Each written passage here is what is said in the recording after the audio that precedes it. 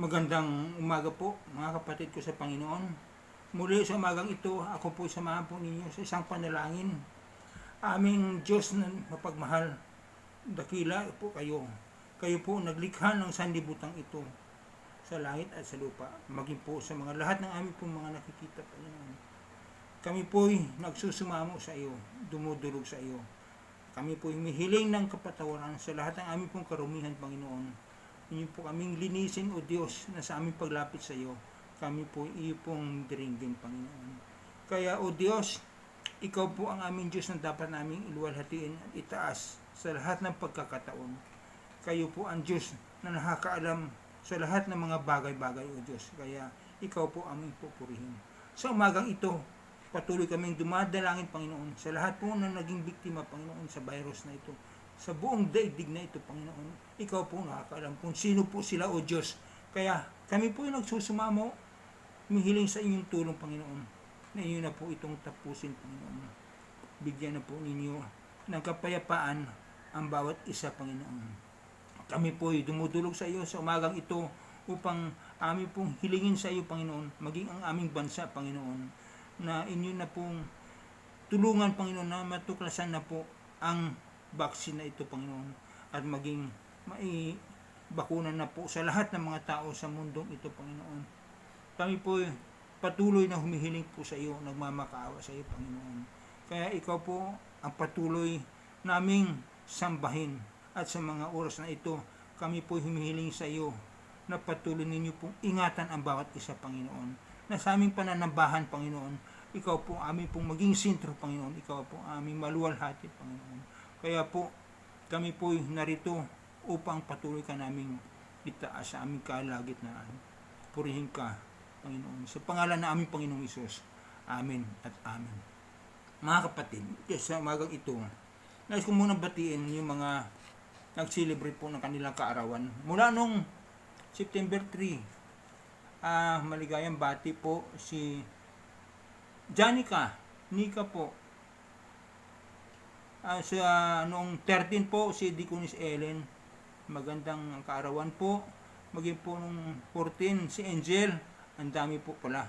Noong kahapon po 19 si PB. Tapos darating na Lunes si Brother Marvin. Tapos sa 28 si Lula Este at saka si Dina sa 29. Ako, ang dami-dami nating handa nito. Kaya salamat sa Diyos at buhay po tayo. Mihilinga po tayo. Nakakapag-celebrate po tayo. Nag-i-enjoy pa po tayo. Kaya salamat at purihin po ninyo ang Panginoon sa inyong mga buhay na kayo rin po dapat magbigay ng oras para sa Kanya. Magpasalamat na may buhay po tayo sa mga sandaling ito. Kaya samahan po niyo mga kapatid doon sa ating pong paksa ngayon. Patungkol po sa pagdagit sa gitna ng kapigatian, ay makikita po natin sa Mateo 24, talatang 9 hanggang sa 14. Ang pagdagit sa gitna ng kabigatian. Sa Mateo kabanatang 24, talatang 9 hanggang 14. Ang sabi po dito sa Mateo siyam, pagkatapos ay kapuutan kayong lahat dahil sa inyong pagsunod sa akin. Isasakdal kayo upang pahirapan at patayin. 10, at dahil dito ay marami ang tatalikod sa kanilang pananampalataya, mapupuot sila at magtataksil sa isa't isa. Sa 11, marami ang magpapanggap na propeta at ililigaw ang mga tao. Lalaganap ang kasamaan, kaya't manlalamig ang pag-ibig ng marami. 13, ngunit ang mananatiling tapat hanggang wakas ay siyang maliligtas.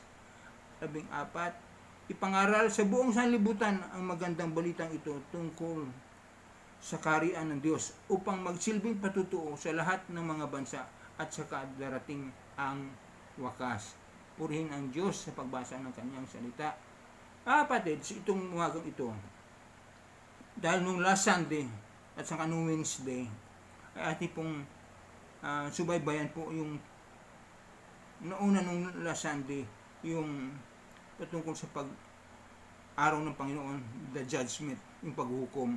Noong Wednesday, yung ating pong tinitingnan, yung pagdagit po. Anong kaibahan ito ngayon sa ating pong paksa ngayon? Patungkol po dun sa ang pagdagit ba sa gitna ay ang pagdagit sa gitna ng kapigatian. So, dito po makikita natin na patuloy po nating aralin kung ano ba talaga ang kahulugan po nito. Dahil marami po sa atin ang hindi pa po nakakaalam kung ano ba yung rapture, ano ba yung dagit na yun, ano ba yung paghihirap o tribulation na yun. May sinasabi ko yung tribulation, 7 years. Ano yung 3.5 years? Ano yung kalagitnaan? Yung sinasabi ng karamihan na sa English pa, pre-millennium. Meron yung mid-tribulation. Meron po yung post-tribulation. At sa rapture ba, saan dadating yun? Ibig sabihin, sa pagdagit ba, pagdating ng Diyos, dadagitin yung mga mananampalataya. Saan yun? Sa lugar na yun? Sa gitna o bago pa darating ang taghirap o doon sa matatapos na ang taghirap o kapigatian. Kaya mga kapatid, sa pagpapatuloy natin sa pag-aaral, atin pong titingnan yung sinasabi ni Pablo doon sa kanyang parehong sulat.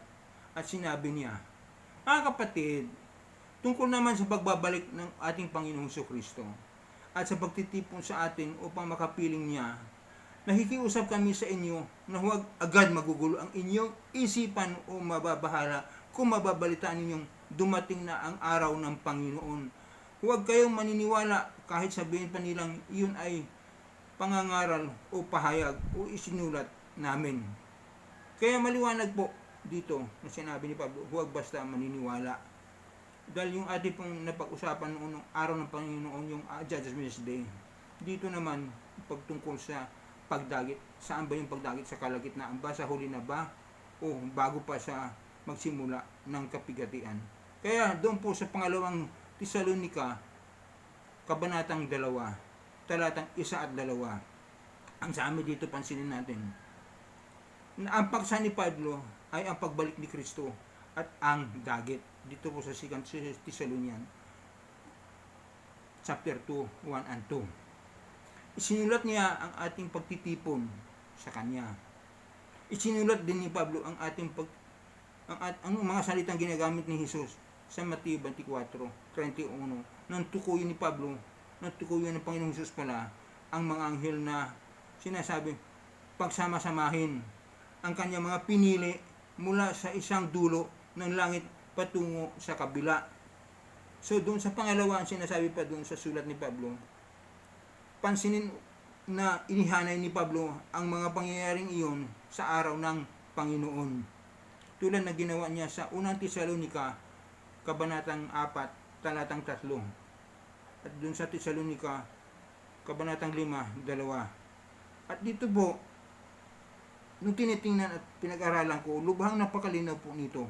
At napatuloy po doon sa sinasabi ni Pablo sa pangalawang Tesalonica, sa chapter 2, verses 3 and 4. Ang sabi po doon sa 3, huwag kayong magpapadaya kaninuman.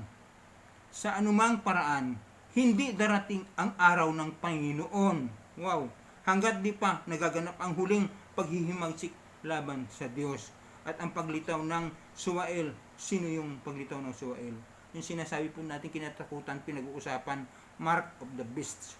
Yung 666 na itinagda sa kapahamakan. Ito po, mangyayari po doon sa kapighatian. Yung sinasabing 7 years tribulation. So, dito po sa 4 sinasabi, itinataas niya ang kanyang sarili, yung 666 o mark of the beast, yun po yung at kakalabanin ang lahat na kinikilalang Diyos at sinasamba ng mga tao. Uupo siya sa templo ng Diyos at magpakilalang siya yun ang Diyos. Yun, siya yung 666 na sinasabi, yung mark of the beast. Idinagdag ang pagdidiin ni Pablo na tila nadadaya ang mga Kristiyano noon ng mga taga Tesalonica na dumating na ang araw ng Panginoon. Pero hindi pala, na ayon kay Pablo ay kailangan mag-umpisa muna sa dagit at ang pagbalik ni Kristo. Mag-umpisa sa sinasabing rapture at pagbabalik ng Panginoong Hesus. Ngunit malinaw ang pagsabi ni Pablo na hindi ito makarating o hindi pa makarating yung dagit hanggat hindi pa magaganap ang huling paghihimagsik laban sa Diyos. Marahil ito yung pagtalikod na binabanggit ni Hesus na sinasabi po doon sa Mateo 24 talatang 10. Sabi po doon, at dahil dito'y marami ang tatalikod sa kanilang pananampalataya, mapupuot sila at magtataksi sa isa't isa. Kasi kung magdagit na nag-rapture na wala pa yung tribulation, paano po yung sinasabing 7 years tribulation? Nasaan po yung iba na hindi pa napasangan? Kaya maghina doon po yung kapighatian sa sinasabi po nito. Kaya at pagkatapos noon, ihahayag ng Antikristo o yung 666 o Mark of the Beast ang kanyang pagiging Diyos mula sa templo ng Jerusalem. Yung bang sinasabing, o sige, pag hindi ka nagpatatak, wala kang makakain. O sige, kung hindi mo itakakatsua, hindi mo tatalikuran ang Panginoong Kristo, ang Diyos mo, hindi ka po pwedeng mabuhay, papatayin ka na, wala ka nang mabibili, at ang iyong mga pamilya hindi na mabubuhay. Mamili ka, iyong tatalikuran ang Jesus, Panginoong Jesus mo, o sa akin na magsasamba. So, yun ang sinasabi po dito. Talagang nandoon po yung kapigatian, pinagpipili kung ano yung pipiliin po nyo. Kaya, yun po ang simula ng kapigatian o paghihirap sa mga mananampalataya. Ako ikaw, tayo, mananampalataya po tayo. Ano ba ating katayuan sa pagdating na yun? Sasabihin ba natin, o sige po, kasi wala na akong makain, o sige po, huwag mo lang patayin ang aking pamilya. Ikaw na ang aking pong Panginoon at hindi na namin kikilangan ng Diyos ang Panginoong Hesus. Masasabi po ba natin yun? So mga kapatid, ating pong aralin na mabuti po yan kung ano po talaga to. Itong kalagitnaan na kapigatian po. Ang sabi ni Juan the Beloved, kasi siya yung sumulat ng 1 John 1, 2 and 3, at saka yun sa pahayag o revelation. Ang sabi po dun sa sinulat po niya, mga anak, ito ang huling panahon. Tulad ng inyong narinig, darating ang Antikristo. Ay, ito po yung sinulat niya. Tulad ng inyong narinig, sabi, ngayon pa lamang, marami nang lumilitaw ng mga Antikristo. Kaya, alam nating malapit na ang wakas. Kaya nga mga anak, manatili kayo kay Kristo Jesus upang maging panatag ang ating loob o ang inyong mga loob sa muling pagparito ng Panginoong Jesus. At nang hindi tayo mapahiya sa Diyos sa araw na iyon, ang mga anak tayo ng Diyos.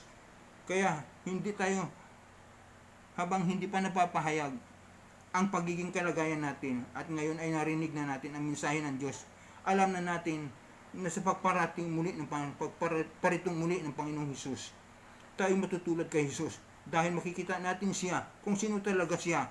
Kaya't ang sinumang may ganitong pag-asa ay magsisikap na maging malinis ang pamumuhay tulad ng Panginoong Jesucristo. Ang hagubili po niya, sundin ang kanyang utos.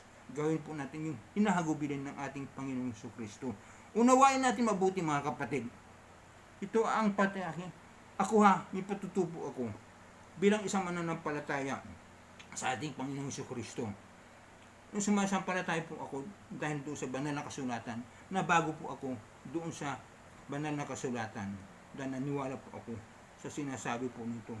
Sa unang 25 taon po, 25 years po akong naging isang mananampalataya, ay ang aking paniniwala noon, ang dagit ay mangyari bago pa sumapit ang 7 taong o pagdurusa.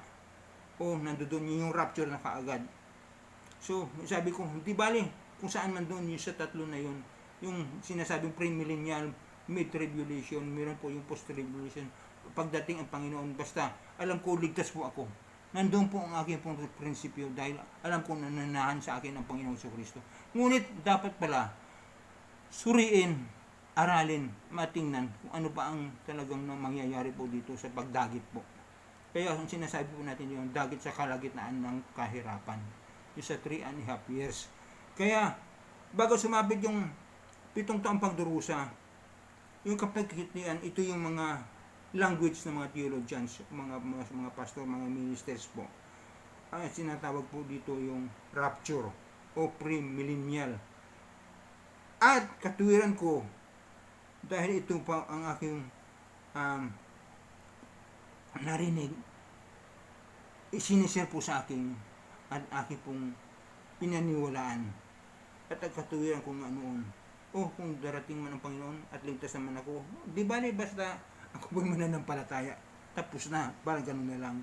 Pero mga kapatid, ito po'y isa pong mahalaga para sa atin ngayon. Kaya ko sinasabi sa iyo ngayon kung ano po yung dagit na yun, kailan po yung mangyayari po doon. So, pagpasensyahan po ninyo dahil unti-unti po natin itong tatalakayin. Dahil tinanggap po na ang Panginoong Jesucristo, ako'y ligtas, okay? Darating man yung rapture o dagit, sa alin man doon sa tatlo sa tribulation na yun, nasa kalagitnaan o sa huli na, basta ligtas po ako. Mga kapatid, dapat pala malaman natin na mangyayari pala yung rapture o dagit doon pala sa kalagitnaan po ng tribulation o kapighatian o paghihirap. Kaya ang sabi po dito sa Matthew 18:20, alam po natin yun, yung Great Commission, ipahayag po natin yung magandang balita sa iba para sila din po ay makarinig ng buhay na walang hanggan, ng kaligtasan. Kaya ito mga kapatid, dapat natin po isa sa gawa Panginoon, isa sa gawa para sa Panginoon. Ito po din ay isang bagay na inaasam-asam kung palagi sa bawat isa na kayo din po ay mayroon po ditong pagnanais parati din po ninyong ginagawa. Kaya yung ating pong mga nakakausap, yung ating pong napapakinggan, o dapat tayo na nagkakasala o yung ating pong nakitang nagkakasala, dahil po ano po yun, iyo po yung dahilan kung bakit po tayo nagiging isang hindi po produktibo na sumusunod o tumutupad doon sa mga sinasabi ng Panginoon. Mihad lang po, mipuang po yung ating puso para tayo takot nahihiya. Mga kapatid, sundin po natin ang kalooban ng Diyos dahil yun po ang nais po niya. Kaya ito po ang isang bagay na makikita po natin na sa ating pong pag-uugali, sa ating pananalita o sa ating pag-iisip, wala akong makitang lubos na banal dito sa bawat isa po sa atin. Sa biyaya lamang po ng Panginoong Jesucristo na tayo po naliligtas. Magkakaroon po tayo ng magandang relasyon sa ating Panginoong Jesucristo nung tayo po ay talagang nagsabi pong inihayag po natin ang ating kasalanan at nagsisisi at tinanggap po natin ang ating Panginoong Jesucristo na mamuhay po sa atin, na po ang banal na Espiritu na siya po ang maggabay po sa atin. So, ito po yung isang pinaniniwalaan ko na kahit man pagdating ng pagdagit na yun, ay tayo po'y makakasama po doon sa sinasabi po niya sa alapaat na yun. Pinaniniwalaan ko yung dagit na mangyayari, ngunit di ko inalam kung kailan, dahil yun ay itinuturo sa akin noon. At ayaw kong balikan ang nabasa kong sa libro ng pahayag. Ngunit nang pag-aralan ko ang banal na kasulatan, nag-umpisa akong magkaroon ng ibang pananaw na bago po, dahil nag-aral at inaral ko talagang binalik-balikan ko siya. Kaya sabayan natin ang tunghayan ang sinasabi ng Biblia at tingnan ang mga palagay na maaring gawin. Mag-umpisa tayo sa pagtingin sa Matthew 24:20 po. Pangyayari sa panghuling panahon at pagbalik ng Panginoong Hesus. Kasama po doon ay yung Matthew 25 kasi itinuturing po yung Sermon of the Mount or Synoptic of the Gospel. Pag sinasabi ko kasing Synoptic of the Gospel, magkaparehong isinulat nun sa Ebanghelyo, yung sa Gospel ni Matthew, ni Mark, at saka ni Lucas, except John. So yun, pag sinabing bang narinig po ninyo o nabasa nyo Synoptic Gospel, magkaparehong isinulat ang ibig sabihin po doon, magkahulugan. So dito po, makikita po natin na ang kabanatang iyon ay tala ng isang sermon ni Jesus na ibinigay ng ilan sa kanyang mga apostol o mga alagad doon sa bundok ng Oliba o Mount Olive po. O sinasabi yung Sermon of the Mount po. Yun po ang ating parating nababasa at naririnig. Malalaman natin ang pangyayaring tungkol sa huling panahon at tinitingnan natin ang ipinaglalagay, ipinagpagpalagay ng mga apostol ni Jesus, ang mga pinaglalaanan ng kanyang mensahe tungkol sa panahon ng dagit. Lumabas si Jesus noon sa templo. Ito yung senaryo, ito yung tagpo noon. Paalis na siya nang lumapit ang mga apostol at itinuro sa kanya ang mga gusali doon sa templo. Sinabi ni Jesus sa kanila, nakikita ba ninyo ang gusaling iyan? Yung tinuturo ni Jesus nang lumabas siya. Kasi nasa templo nga sila, nasa itaas po sila. Mount of the Sermon, nasa Mount Bundok ng Olibo. Yun ay templo ng mga ginawa ng Romano. Ang itinuro niya doon na tandaan ninyo, darating ang araw na wala ring matitirang bato sa ibabaw ng kapwa bato. Lahat ay guguho. So yun ang sinasabi niya noon. Nasa doon po siya sa bundok ng Olibo. Siya tinanong ng kanyang mga alagad, kailan po, sabi niya, kailan po ba mangyayari ang mga sinasabi ninyo? Sinasabi niya maguguho niya, mawawala. Yung kahit nakapatong yung mawawala na rin. Ang sabi po niya, yan ang nagtanong yung mga disipulo. At kung kailan babalik si Jesus. At pakinggan natin ito, ang sabi niya. Mag-ingat kayo upang hindi kayo maliligaw ninuman. Maraming paparito sa pangalan ko at magpapanggap na sila ay ang Kristo. At marami silang maliligaw. Makakarinig kayo ng mga labanan at makakabalita kayo ng mga digmaan at sa iba't ibang dako ng mundo. Pero tingnan natin at ang promise ng Panginoong Jesucristo. Sabi niya, huwag kayo mabahala dahil, sabi niya, talagang mangyayari ang mga iyon, bagamat hindi pa iyon ang katapusan ng mundo. Wow. Maglaban-laban ang mga bansa at gayon din ang mga kaharian. Magkaroon ng tagutom at taglindol sa maraming lugar. At ang lahat ng mga ito ay pasimula pa lamang sa paghihirap sa tulad sa babaeng nanganganak. Sa mapipicture po ninyo ng isang nanay pag nanganganak. Hirap na hirap. Yung first time na maglibor. Talagang ganun po yun daw ang situation. Kung yung mga nakakaawa.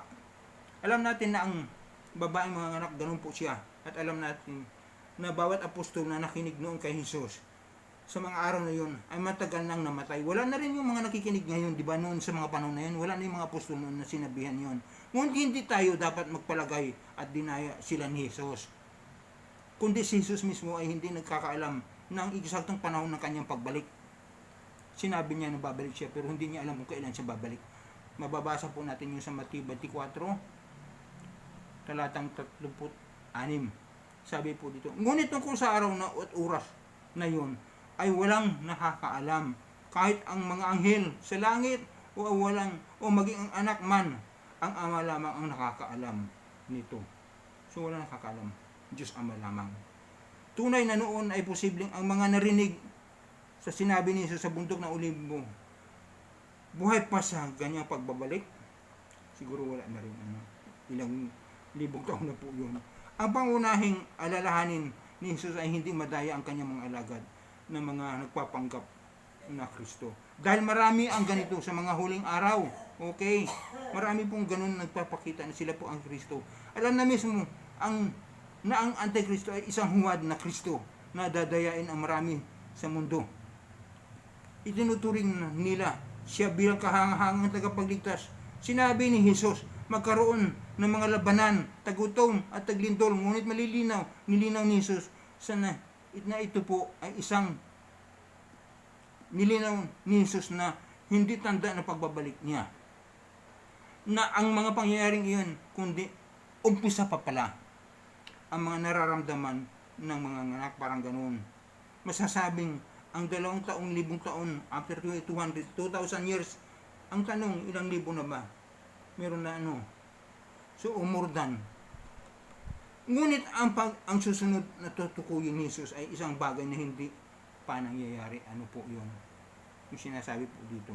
Sa Mateo 24, talatang 9 hanggang 14, sabi po dito, sa mga panahong iyon, sabi niya, kapuutan kayong lahat dahil sa inyong pagsunod sa akin. Isasakdal kayo upang pahirapan at patayin. At dahil dito, marami ang tatalikod sa kanilang pananampalataya. Mapupuot sila at magtataksil sa isa't isa. Parang magtataksil na pala doon.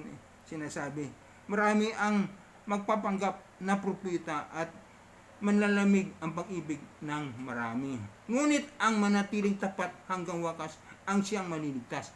Ipapangaral sa buong mundo, sa buong sanlibutan, ang magandang balita tungkol sa paghahari ng Diyos upang lahat ng bansa ay makarinig dito, at kung maganap na ito, darating ang katapusan. Iyon ang sinasabi doon sa Matthew 28, di ba? 18 hanggang 20. Dapat tayong magpagal at ipahayag ang dakilang kautusan, ang magandang balita. Muli mga kapatid, ko kay Kristo, kung itatanong natin ang mga naririnig natin ngayon na sinabi noon ni Jesus na mangyari sa araw na iyon, aasahan ba natin makikita ang katuparan ng mga ito? Habang tayo ay nabubuhay sa ngayon, talaga bang sasagot tayo? O ano isasagot mo? Oo ba o hindi? O siyempre, oo naman. Laging ginagamit ng Jesus. Kayo. Parang ganun kayo. Yun ang sinasabi parating yung ginagamit. Tulad ng kababasa lang natin, yung binasa po natin yun ng mga talata. Isang pangyayaring talagang hindi pa nagaganap. Isang panahon na hindi pa inaasahan sa daigdigang paghihirap sa mga Kristiyano, hindi lang sa mga Kristiyano, sa buong daigdig na paghihirap. Katulad ngayon, di ba? COVID-19. Pandaigdigan, hindi inaasahan. Dagdag ba kung pagdating ng kapigatian iyon at kamuhian ng lahat ng bansa? Hindi natin inaasahan po ito. Ngunit mga kapatid, literal ang lahat na sinasabi po doon sa iba't iba pong mga pananampalataya.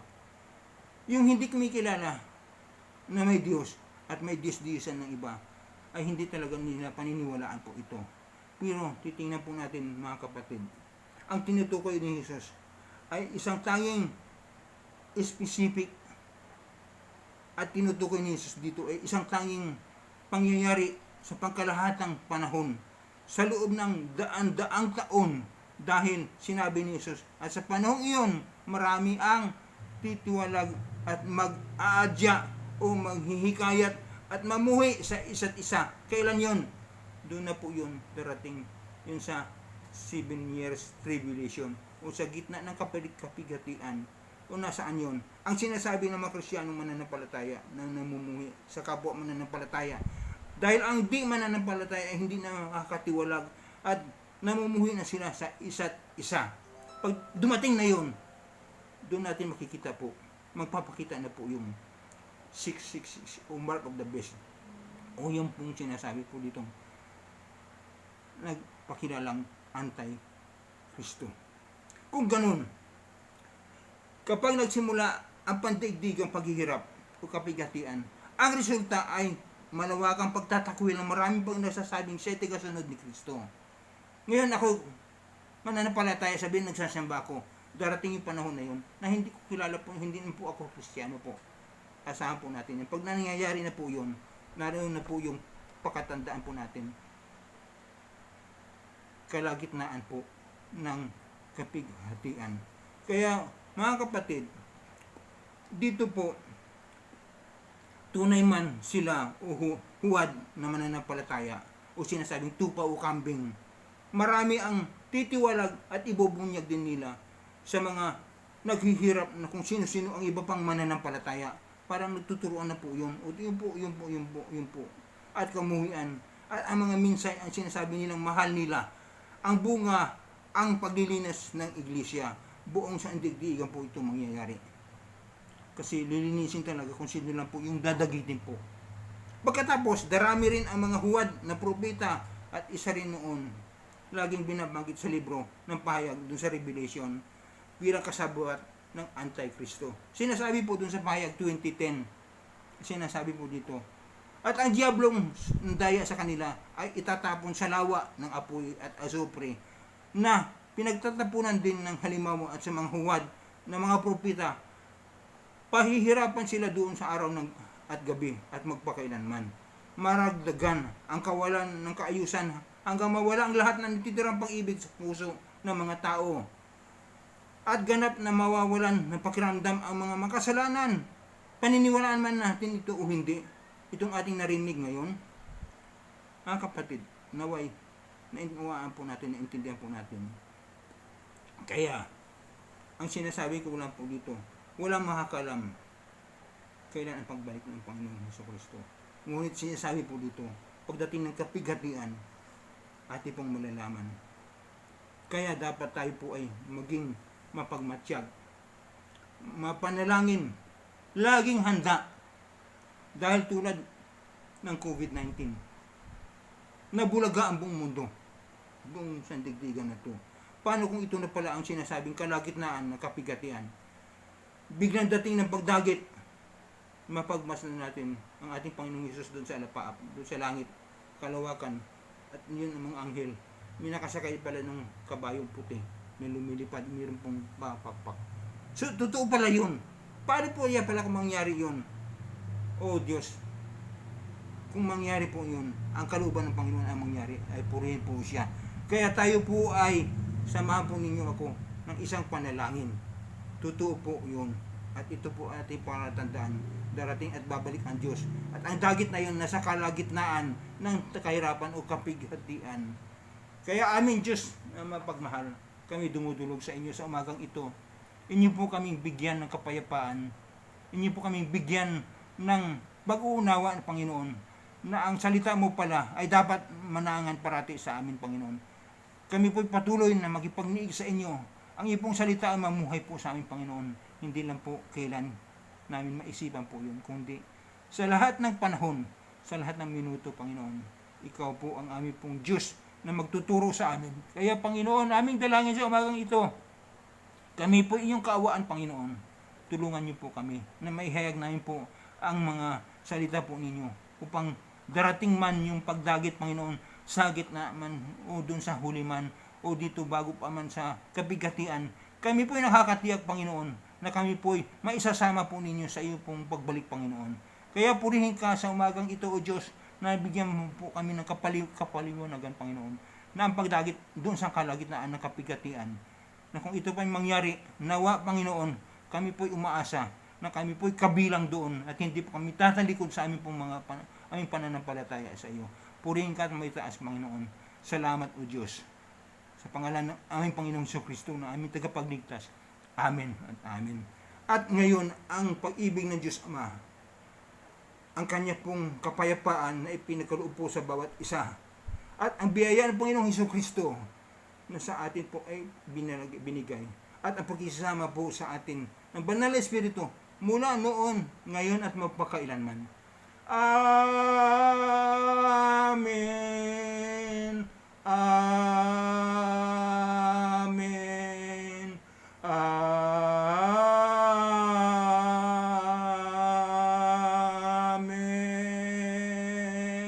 Magandang umaga po, mga kapatid. Purihin ang Diyos.